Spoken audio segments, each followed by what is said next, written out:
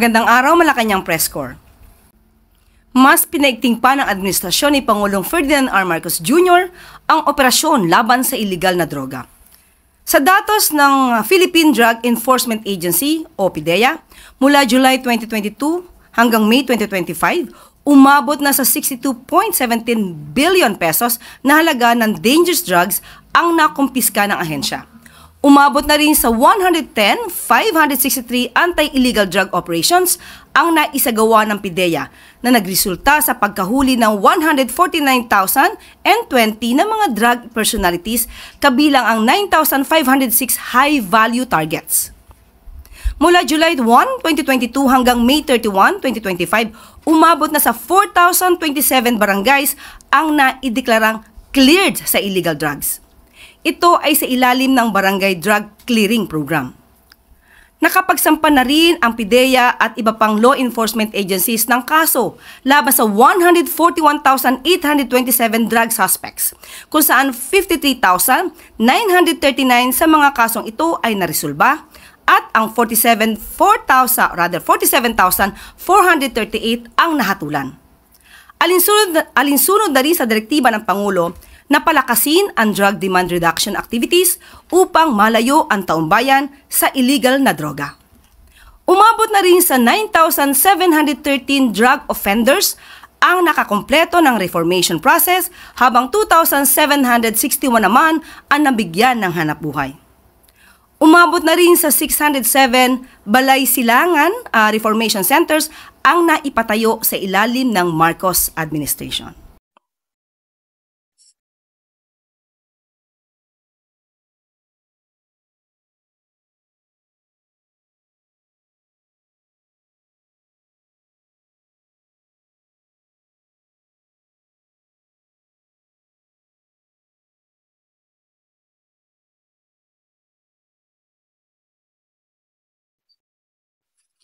At maaari na po tayong tumanggap na inyong mga katanungan. Just reminding everyone of the one question, one follow-up guideline. Eden Santos, Net 25. Good morning. Hello. Good morning po, Yusek. Kaugnay po nung binanggit niyo about illegal drugs. Ano po? May we know po kung along mga barangay, kahit ilan lang po, no, yung 427,000 na binabanggit ninyo na na-cleared na sa illegal drugs? Okay, sa ngayon, yan pa lang po ang ating natanggap at wala po tayong detalye patungkol sa barangay. Hingin po natin mula sa PDEA at ibang law enforcement agencies yung sinasabi po nating barangay. Okay. Follow-up lang po. Saan pong area itong Balay Silangan Drug Centers? Para yung address po. O sige po, mamaya po ibibigay ko po sa inyo yung exact address. Okay, salamat po. Thank you. Next question, Pia Gutierrez, ABS-CBN. Hi, ma'am. Si DILG Secretary Remulla po says that he will ask President Marcos for authority to suspend classes tuwing may bagyo. Sabi po niya, mas madaling mag-coordinate pag sa DILG daw po magagaling yung suspension ng classes. Ano po ang masasabi ng Pangulo tungkol dito, and does the palace see the wisdom behind this? Sa ngayon po ay wala pa pong opisyal na sagot ang ating Pangulo patungkol sa suggestion po ni Secretary John Vic Remulla.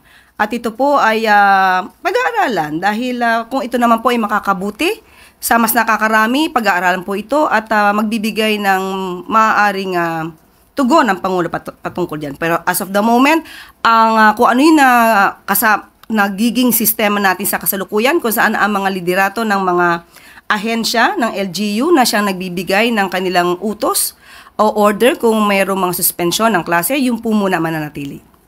Pero so far po, may nakikita po ba kayong areas of improvement, particular dito sa polisiya na ito, or yung kung paano po nagsususpend ng klase yung mga LGUs at ang mga paaralan? Lalo na po may mga magulang pa rin na nagrereklamo na minsan nasa school na yung bata saka palang magsususpend ng klase. Mas maganda po natin itanong ito sa mga liderato po ng mga LGUs. Kasalukuyan po kasi at paminsan-minsan medyo hindi rin po agad yata na ibibigay sa kanila yung mga information para po sila makapag-decide agad. Pero sa pamamagitan po ninyo at ng taong bayan kung maaari pong makapagbigay agad ang mga heads ng LGUs ng mabilisang order o kanilang panukala kung dapat isuspende ang klase, dapat po talaga na mas mabilis para hindi pa po nakakalabas ang mga bata at mga magulang, hindi na po naiipit kung nagkaroon man ng baha o traffic. Ann Soberano, Bombo Radio. Yusek, good morning. Panahon na po ng tag-ulan at may mga bagyo na rin tayong inaasahan. So gaano po ba kahanda ang gobyerno para tugunan ang mga hindi inaasahang epekto dulot ng mga pag-ulan, pagbaha at mga posibleng bagyo na rin na paparating? May direktiba po ba si Pangulong Marcos doon sa mga concerned agencies and sa mga local government units? Yes, totoo po yan. Papanahon na po talaga dahil ngayon ay Hunyo at nararamdaman na po natin ang tag-ulan. Kagabi lamang po ay malakas ang ulan sa aming lugar. Sa inyo siguro ay malakas din ang ulan. Pinag-utos na po ng Pangulo na agaran po ang paglilinis ng mga drainage dahil ito po ay makakatulong po na maiwasan ang mabilis na pagbaha, lalo-lalo na po dito sa Metro Manila. Ayon nga po sa MMDA, meron na po sila na 23 priority esteros sa NCR gamit ang makabagong equipment o mga machinery para po ito malinis ng agaran, ito mga estero po. At maliban po dyan pinag-utos din po sa DOLE at saka sa DPWH. Bakit po? Dahil po maaasahan po natin yung mga tupad beneficiaries na tumulong sa paglilinis ng ating mga estero. At para naman po sa MMR or rather MMDRRMC, kailangan po yung local disaster offices ay maging handa bilang first responders sa mga ganitong klaseng mga pagkakataon. At pinag-utos na rin po ng DILG na palakasin po ang disaster preparedness measures ng bawat lokal na pamahalaan. At pinag-iigting na rin po ayon sa DILG at babasahin ko po, activation of emergency operation centers, evacuation preparedness, updated contingency plans, community drills and exercises, at ang enforcement of no-build zones. So asahan po natin ang mga susunod na mga hakbang ng ating mga opisyal para po mas maging handa pa sa mga darating na panahon. Mensahe na lang po ng gobyerno ng Malacanang sa ating mga kababayan, lalo na po doon sa mga lugar na prone po na daanan ng bagyo at mga pagbaha. Asahan niyo po ang gobyerno na kikilos para sa inyo, pero sana rin po kumilos din po kayo para sa taong bayan. Iwasan na po natin magkalat, magtapon ng mga basura sa mga lugar na mas madalas na bahain. Minsan po tayo rin po ang nagiging dahilan kung bakit mabilis bumha sa ating lugar. So maglinis po tayo, huwag po nating itapon ng basura ng walang responsibilidad. Yun lang po, sana po makatulong tayo sa bawat isa. Maraming salamat, Yusek. Christian Yosores, DZMM. Magandang umaga po, Yusek. Kahapon po may panibagong update po na nilabas yung lumabas na witness si alias Totoy doon po sa kaso ng mga missing sa Bungero, and may mga pinangalanan po siyang ilang mga kilalang personalidad. Meron po bang panibagong direktiba ang Pangulo sa mga ahensya kaugnay po ng investigasyon dito? Ito naman po ay trabaho po ng DOJ at ng ibang law enforcement agencies po natin. Sino man, anumang katayuan sa buhay, kung sila man ay personalidad na kinikilala, wala pong sisinuhin ang Pangulo at ang administrasyon.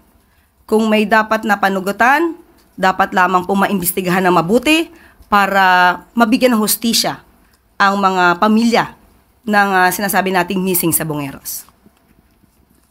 Follow-up lang po. Bukas po ba ang Pangulo sa possibility na ituring na state witness itong si alias Totoy? Depende po. Depende po to sa makikita po ng DOJ. I-evaluate po ang testimony niya. At kung sino pa yung ibang mga witnesses na pwedeng gawing state witness. Depende po yan sa kanilang katapangan, sa katotohanan na sasabihin nila, at yung pagkakataon na mag-recant sila ng kanilang mga testimony. So dapat nandoon yung tapang at paninindigan na sabihin ng katotohanan.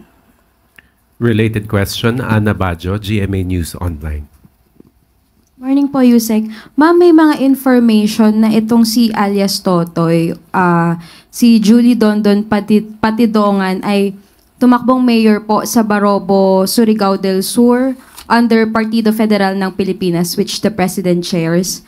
May nababanggit po bang information or kilala po kaya personally ni Pangulong Marcos itong si Patidongan? Sa ngayon po, wala pa pong nakakarating sa atin patungkol sa ganyang issue.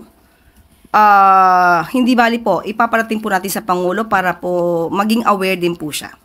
Thank you, ma'am.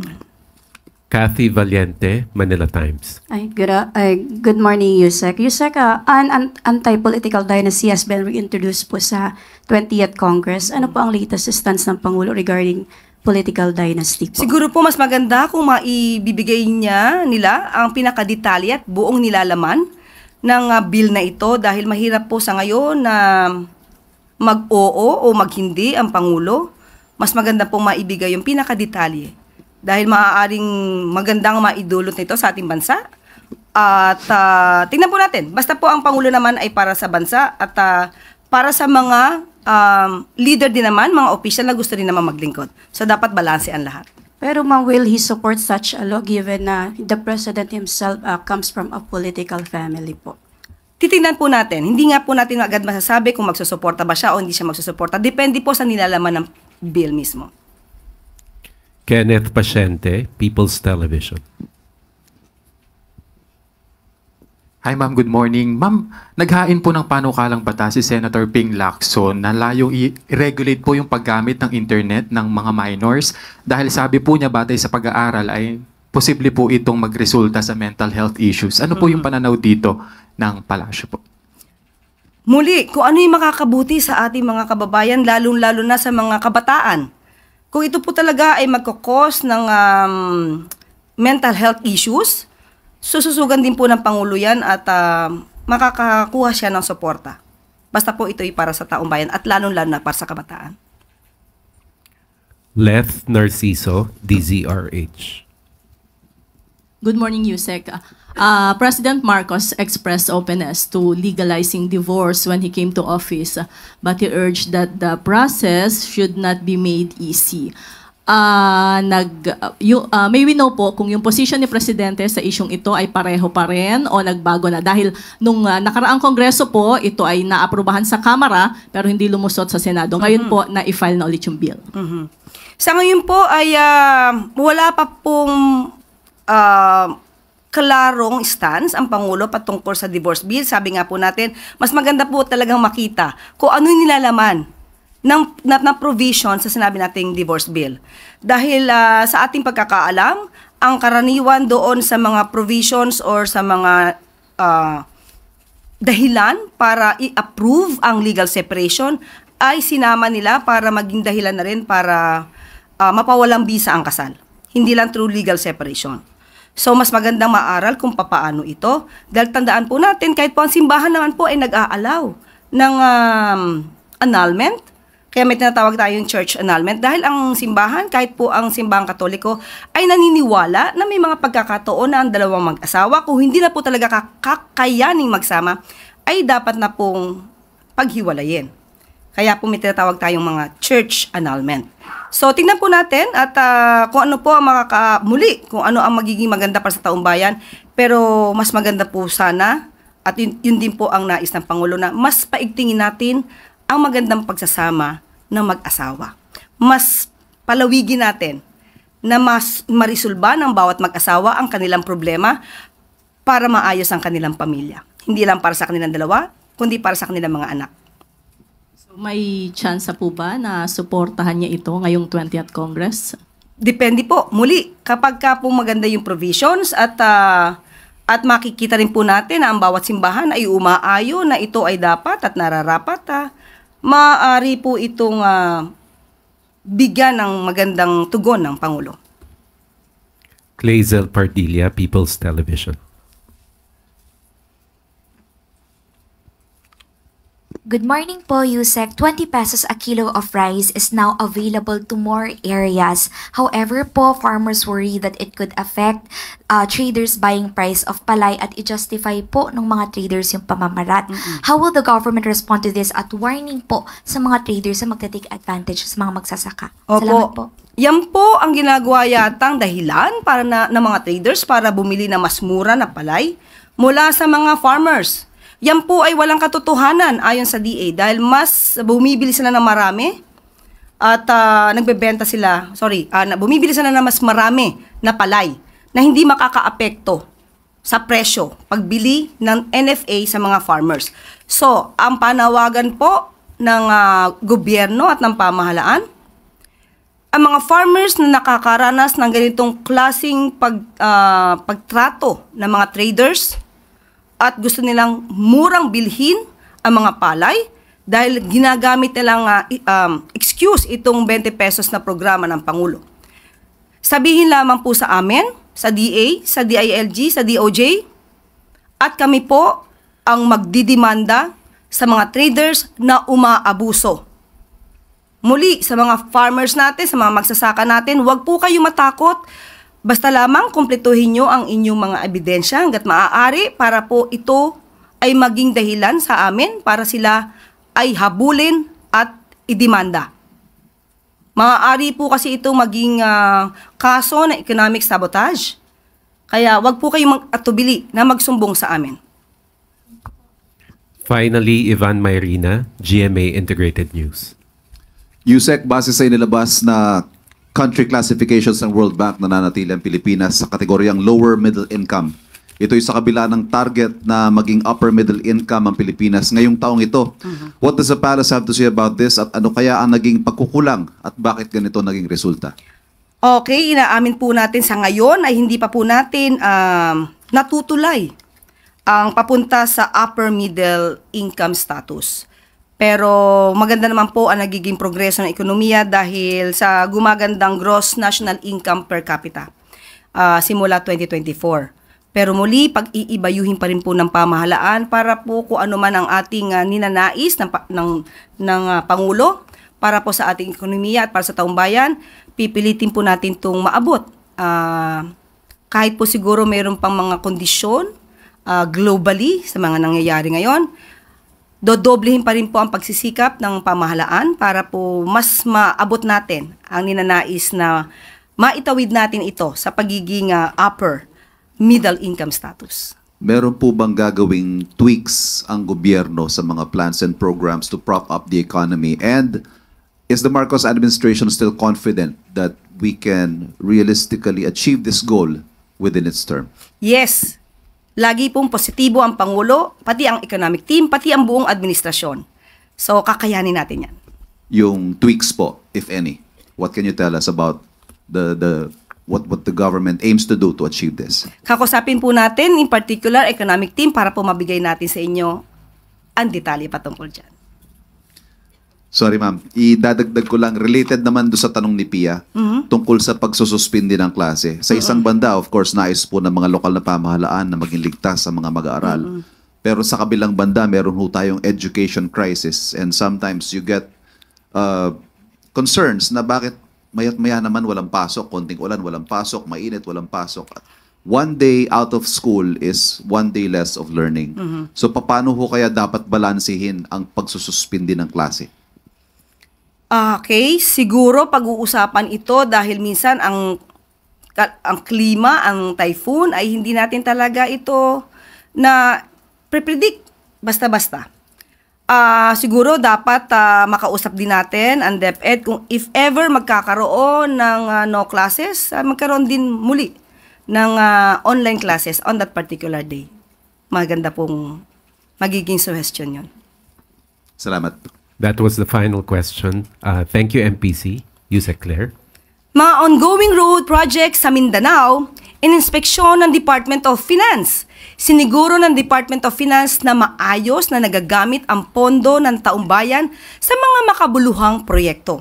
Alinsunod ito sa direktiba ni Pangulong Marcos Jr. na tiyakin na kada piso mula sa kaban ng bayan ay mapupunta sa mga infrastructure projects na may malaking impact sa buhay ng mga ordinaryong Pilipino. Dagdag pa ng Pangulo, dapat ay mabilis ang pagkakagawa ng mga kalsada at tulay upang agad itong mapakinabangan ng karamihan. Binisita ng DOF kasama ang DPWH at ADB ang RT Lim Siocon Road na bumabagta sa Zamboanga, Sibugay at Zamboanga del Norte. Tinaguriang Economic Growth Corridor ang nasabing proyekto dahil inaasahang mapapabilis nito ang economic development sa dalawang probinsya at buong Mindanao. Nasa 24.6 kilometers ang kabuuang haba ng ginagawang kalsada, kabilang ang 6 na bagong tulay. Sa ngayon ay nasa 95% completion na ito at inaasahan namang mabubuksan na sa publiko sa darating na Setyembre. Mabilis na daloy ng mga produkto, pasahero at serbisyo publiko ang maaasahan ng mga mamamayan sa pagtatapos ng proyekto. Patunay lamang ito ng pagtupad ng administrasyon sa pagpapaunlad ng bayan, walang rehiyon ang maiiwan.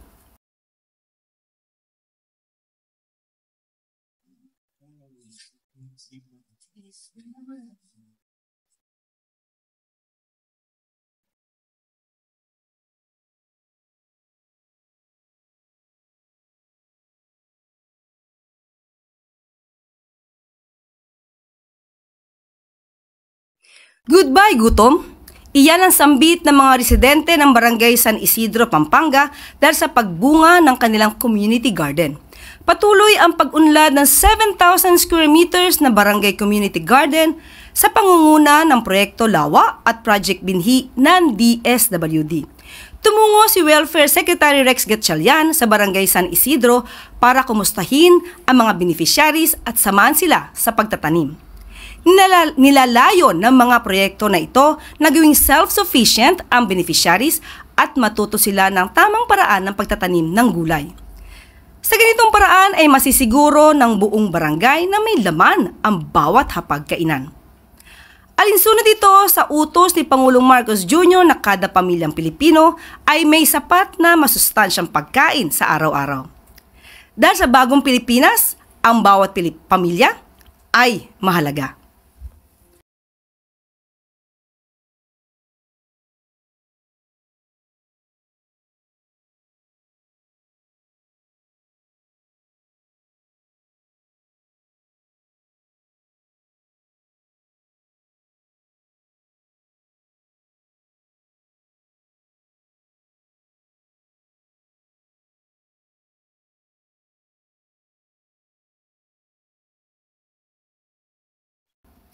At bago po tayo magtapos, isang Israel update po mula sa DMW.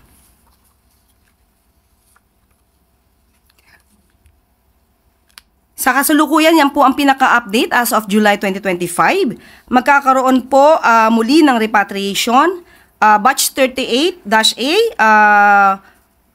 aasahan po na makabalik sa Pilipinas. Ito lang pong July 3, 8 OFWs. Batch 38B sa July 4, 13 OFWs at Batch 39 sa July 6, 25 OFWs. Tandaan po natin, nagkaroon na po tayo ng 26 na na-repatriate na mga kababayan natin at ang 195 ay nagkakaroon pa po ng pagdadalawang isip kung sila po ay babalik sa Pilipinas. Pero tandaan po natin, nakita po natin sa ating screen, pati po ang pagtulong sa ating mga kababayan ay makikita po. Kaya po ang sinasabi na walang ginagawa at walang plano ang pamahalaan patungkol sa ating mga kababayan in relation to the Israel-Iran conflict, iyan po isang malaking kasinungalingan. At dito na po nagtatapos ang ating press briefing. Magandang araw para sa bagong Pilipinas.